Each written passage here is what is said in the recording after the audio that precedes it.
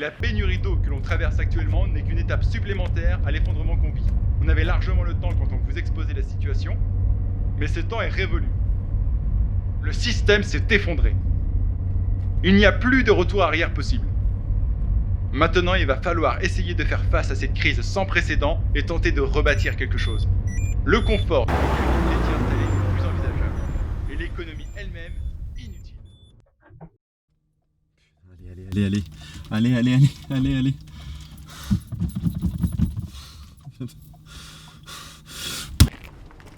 À vous entendre, on croirait à la fin du monde. Mais la planète ne va pas mourir du jour au lendemain.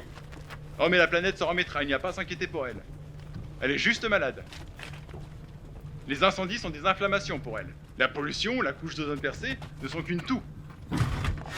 Le réchauffement lui-même, c'est sa montée en fièvre. Elle nous transpire. Comme tout malade, elle se débarrasse du virus. Elle se débarrasse de nous. Et elle ira mieux une fois qu'elle nous aura évacués. Cette crise est sérieuse, on est d'accord. Mais on ne peut pas pour autant baisser les bras. On a agi, on était déjà beaucoup à trier nos déchets par exemple. Et on peut faire plus encore. C'est le système qui est incompétent et qui ne fait rien. Mais il ne s'agissait pas seulement de jeter vos déchets dans la bonne poubelle. Il s'agissait déjà de ne pas les produire. Mais vous avez accepté ce mode de vie menant à l'effondrement. Alors oui, on peut critiquer le système. Les politiques ont une très grande part de responsabilité. Mais chaque individu aussi. Tout le monde est responsable.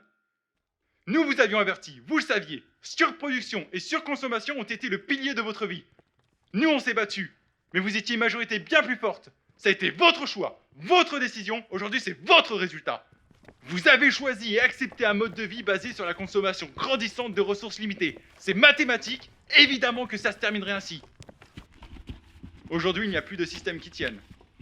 Chacun se débrouille comme il peut. De l'eau, s'il vous plaît, monsieur, de l'eau. Mais on ne s'est pas préparé à ce que nous avons engendré. Et ça va être de pire en pire.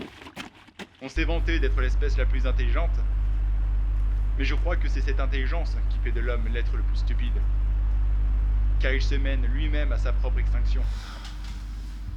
Mais il détruit au passage tout écosystème. Qu'il soit animal ou végétal. On a trouvé? Pour une vie superficielle, il a épuisé le monde qu'il habite. Tel un parasite. Je suis désolé.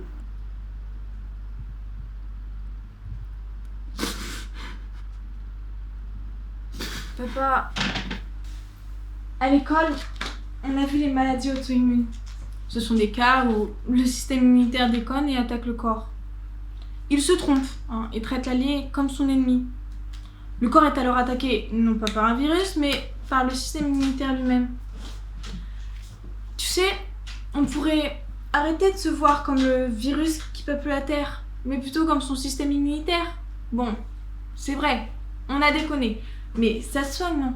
On pourrait retrouver notre rôle de défense immunitaire et la protéger à nouveau.